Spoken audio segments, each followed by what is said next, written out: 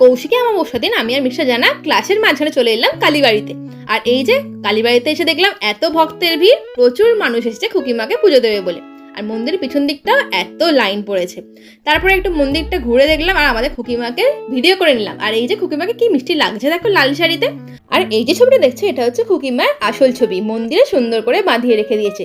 চলো তোমাদের ভক্তদের লাইনটা দেখাই। আর এই যে কত মানুষ দাঁড়িয়ে আছে খুকিমাকে পুজো দেওয়ার জন্য। তারপরে চলে এলাম নমস্কার করতে জগন্নাথ বলরাম সুভদ্রার মন্দিরে, আর তার পাশে চলে এলাম মনসা ঠাকুরের মন্দিরে, আর তার পাশেই আছে বড় ঠাকুরের মন্দির আর নবগ্রহ মূর্তির মন্দির। তারপরে চলে এলাম লক্ষ্মীনারায়ণের মন্দিরে, সবশেষে বজরংবলীর মন্দিরে নমস্কার করে চলে এলাম বাইরে। আর ঠাকুরমশাই আমাদের টিপ পরিয়ে দিলেন আর দিলেন খুকিমায়ের পায়ের ফুল। তারপরে একটু ঘুরতে চলে এলাম গঙ্গার পাড়ের দিকে। আর এই যে দেখো কি সুন্দর লাগছে সন্ধ্যাতে। এবার তো বেরোতেই হবে, বেরোনোর পথে মন্দিরে বাইরে দেখলাম এই ঘুগনি গাড়িটাকে।